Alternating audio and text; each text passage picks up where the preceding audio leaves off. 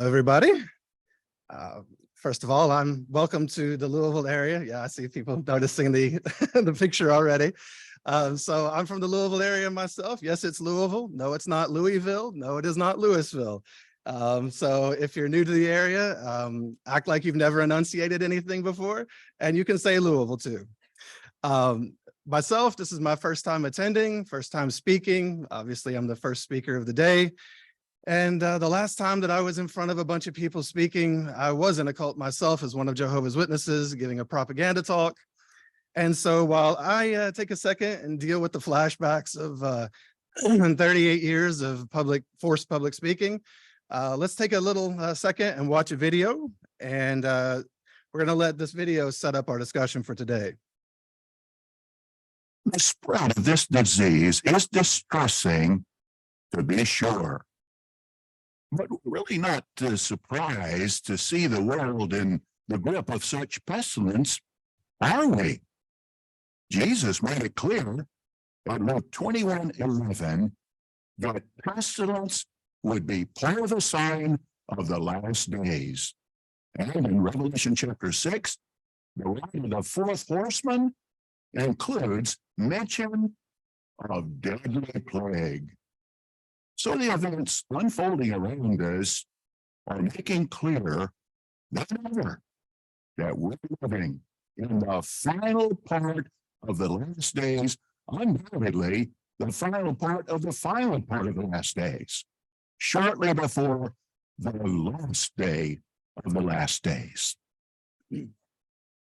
So for the uninitiated, that was Stephen Lett. He's one of the 9 governing body members that leads a cult of over 8 million Jehovah's Witnesses. And he is setting up this discussion by giving his view of what was going to be happening right at the beginning of the pandemic of March of 2020. Now, if you're not familiar with Jehovah's Witnesses, they are absolutely a doomsday cult. They believe that the world is getting nothing but worse every day. They believe that this is going to eventually culminate in a time known as the Great Tribulation, and that post the Great Tribulation, a tribulation unlike any that has ever been seen before on this earth, will come a time called Armageddon, or the end of the world as we know it. And of course, the end of that world, the reason that they're looking forward to that is because Jehovah, their God, is going to wipe all the wicked ones off of this earth. That would be you and me. Because we are not Jehovah's Witnesses, and the righteous or Jehovah's Witnesses are going to inherit the earth. They are going to transform it back into the Garden of Eden. In my life, I've seen Jehovah's Witnesses. I often refer to them as the ambulance chasers of religion. Anytime that there is a tragedy, they are there to exploit that tragedy, to talk about it in the terms of reinforcing the fact that this is the end of the world, and that the world is getting worse and worse by the day. In my life, I was never told that I was never going to get old enough in this world because it was going to end to graduate high school, drive a car, get married, turn 46 next month. The world was always going to end imminently. And in my lifetime, it's been AIDS, Y2K, 9/11, every major earthquake that's happened with a large death toll, the tsunami in Japan, every major war. All of these things were going to usher in the end of this world. They were all proof that the world was close to its end.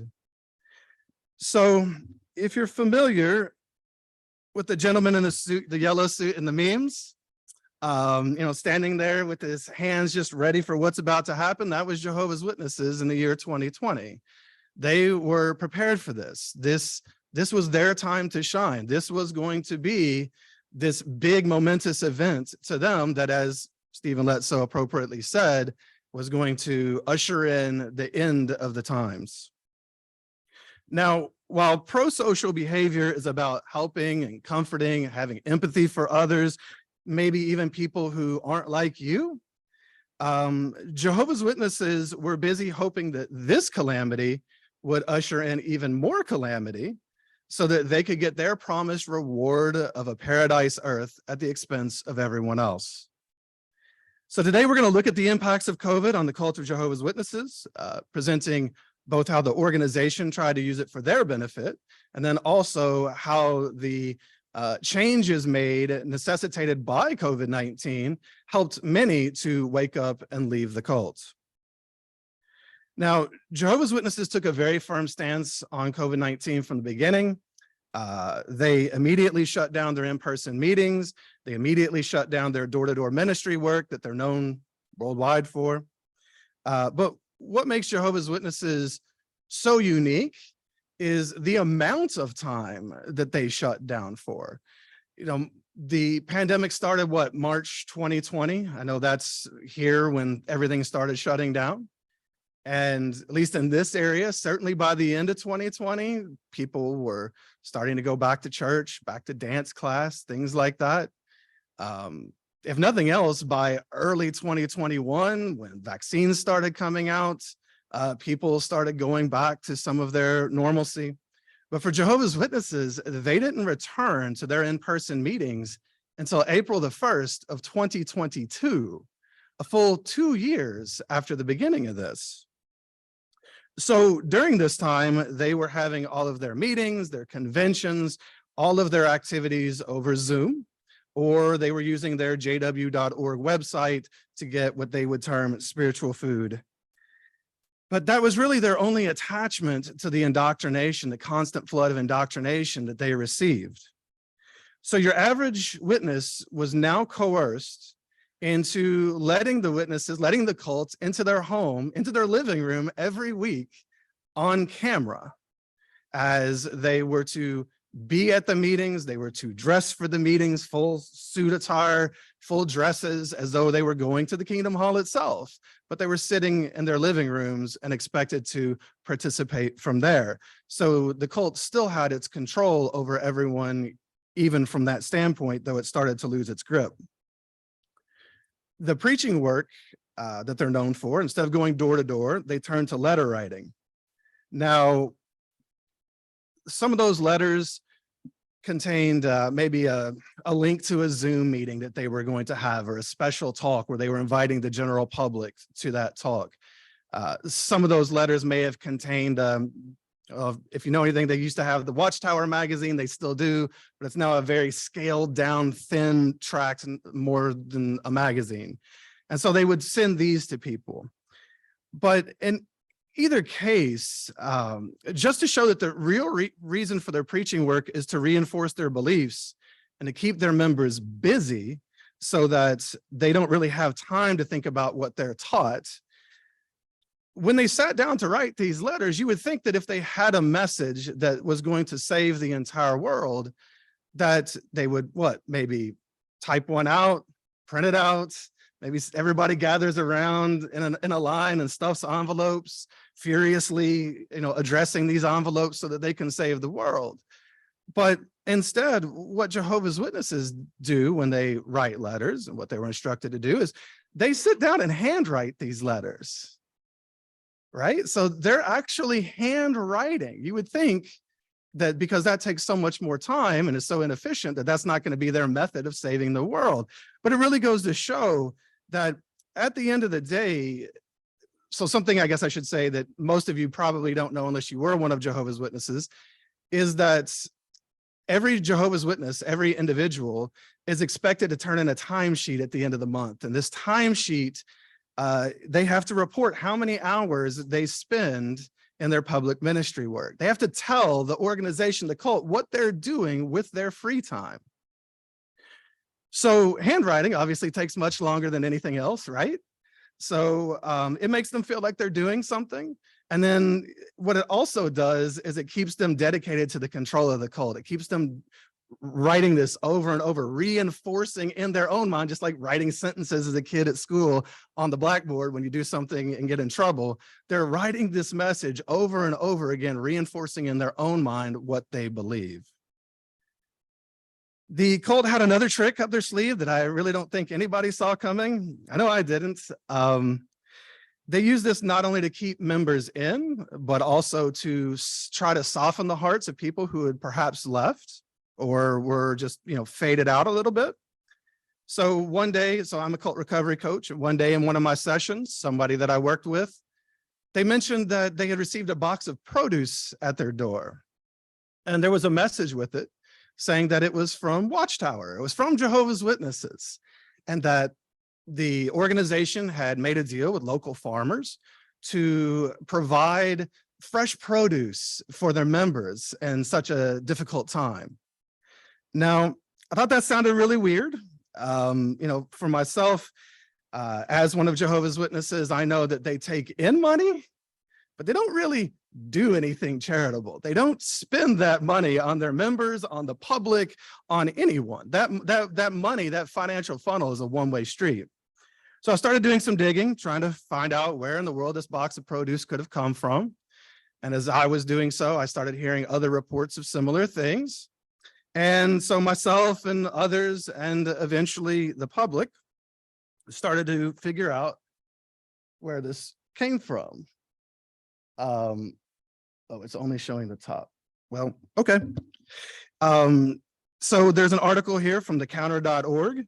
It says, in mid-June, Heather received a 20-pound box of produce from a local branch of the Jehovah's Witnesses on behalf of her grandmother, an active member of the church. It held potatoes, onions, apples, and a cauliflower, and came with an unexpected letter. Quote, "Dear brothers and sisters, we are certain that you agree that all praise and honor goes to our great God Jehovah for his abundant provisions to us," end quote, it read. The letter went on to ask that recipients, quote, "keep this gift confidential," and encourage them to accept the boxes even if they did not need the food.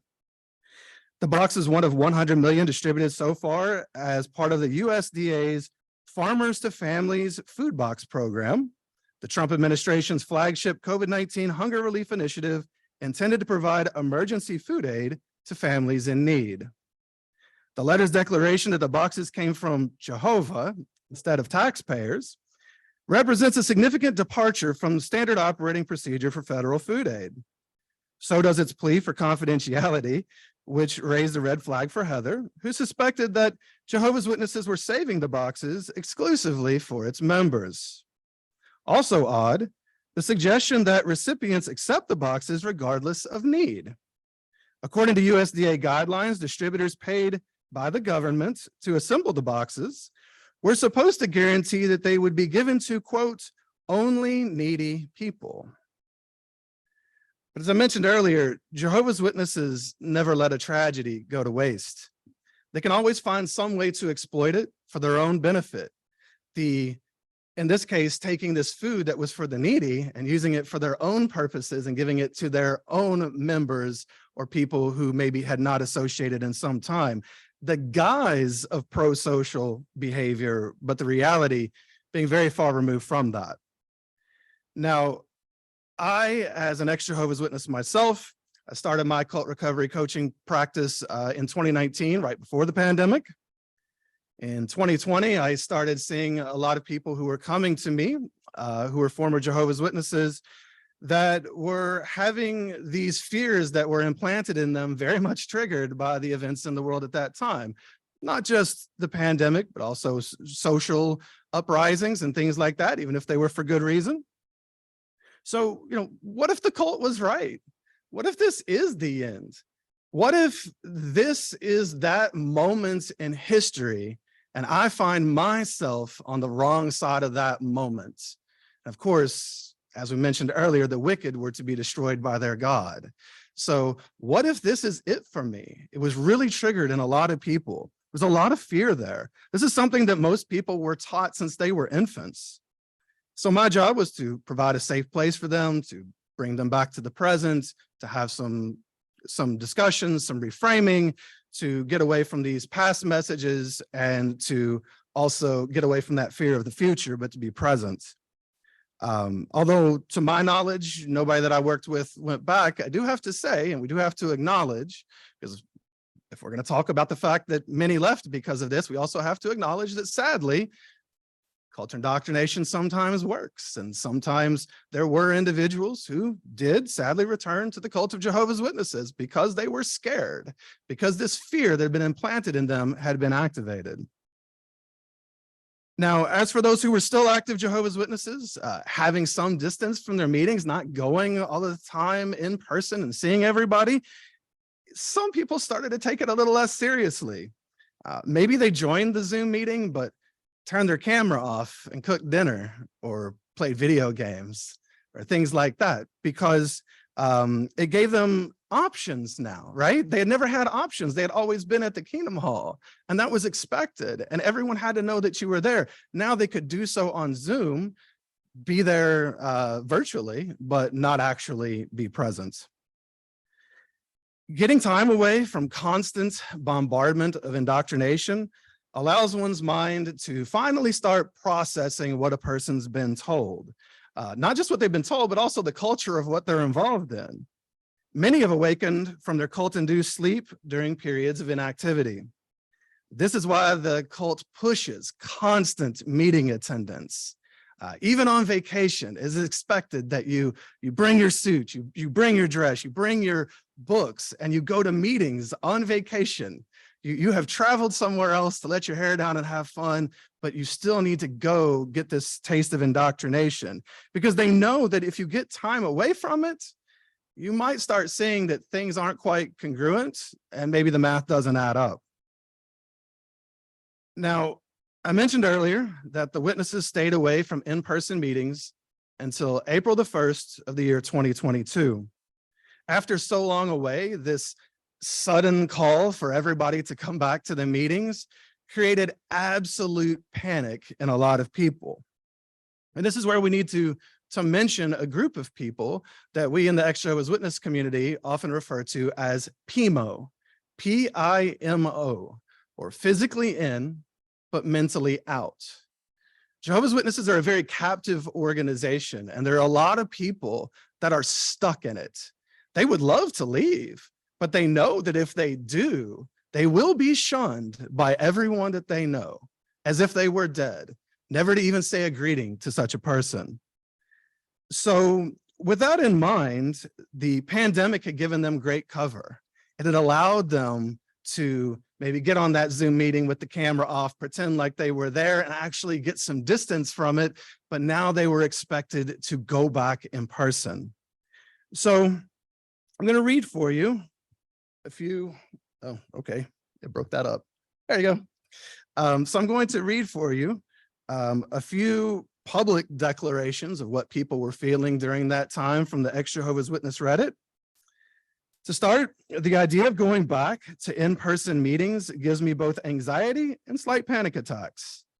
When I literally imagine the actual thought of walking through those Kingdom Hall doors, I can feel a knot in my stomach, my chest tightens up, my heart beats faster, and that's just from thinking about walking back into the hall. Another person says, I'm borderline panicking right now. I want to get out and just leave this cult. And I'm debating telling my parents this evening. I am thinking about sitting down with them and telling them that I won't be going to meetings. I don't know what else to say, though, as I don't want to be labeled an apostate. I'm prepared to move out. I think I'm ready to face the consequences of being pressured into getting baptized. I just need out. And finally, I can't go back to that place. I thought I had more time. I thought for sure I'd have at least until fall of next year. I can't sit for almost 2 hours and act like I want to be there and I agree with the content. I can't go back to sitting on chairs for an entire meeting that make my back hurt.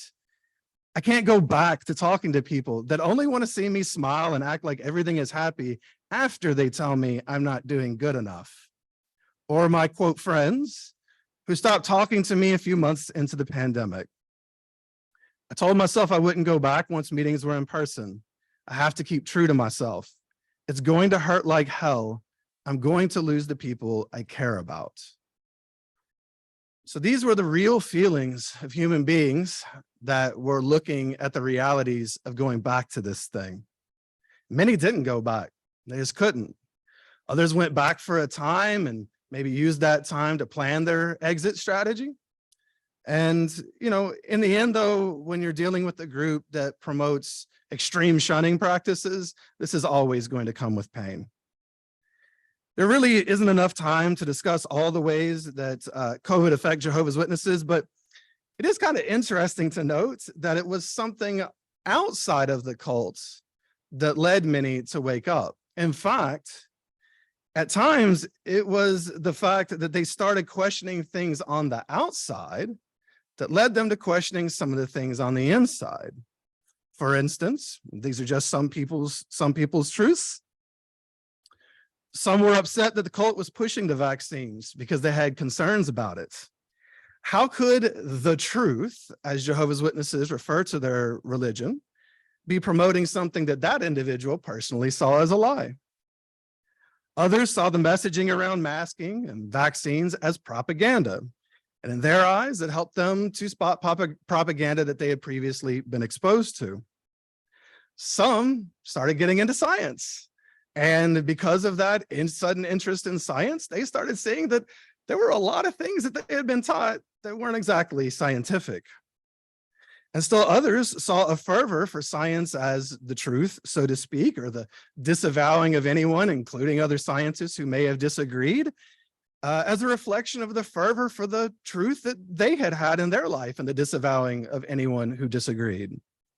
Now, I could go on, but these are real things that came up for the people that I worked with, for the people that I interviewed on my podcast, for the people in some of these various Facebook groups and other online groups. But I think that there are, some takeaways from all of this. In the end, fear is often used to divide people, to create an us and a them, much like Jehovah's Witnesses do. There was us and you all were going to die at Armageddon. But let's look at some of these takeaways. So first of all, we can see that sometimes an external event, in this case, one that cost Watchtower or Jehovah's Witnesses some control over their members, we can see how that allowed other people to take some of their own control back and to find freedom.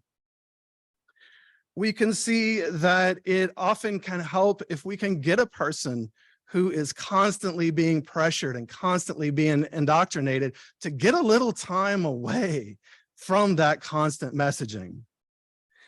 We can see that there are a lot of people who are in cults that don't want to be there. They have doubts. They see that something is wrong and they just don't know how to leave, or leaving is going to cost them everything. So we need to see how these cults capitalize on tragedy for their own designs so that we can understand what these individuals are up against. And finally, we need to understand all these various hooks that these organizations, these groups use to keep people stuck so that we can provide resources on the outside that perhaps one day they might get curious and find and start to be able to unhook themselves. So if you want to talk to me outside of the time we have here, feel free to reach out. I told my personal story as the podcast, This JW Life. After that, I started helping others to do the same thing. I have a podcast and YouTube channel today called Shun Podcast. I've been doing that since 2017. Every 2 weeks, a new person telling their personal story. Although ex-Jehovah's Witnesses are my primary audience and participants, because that's where I come from, I've also helped people tell their stories from Scientology, the Amish, Mennonites, the Unification Church, Sufism, FLDS, and others. I'm a cult recovery coach in my daily life, and I work with a lot of current and former Jehovah's Witnesses daily, people from other groups at times as well, to help them to heal and recover. You can contact me through my websites, my podcast website, shungpodcast.com, my coaching websites, xjwhelp.com or storyworkscoaching.com.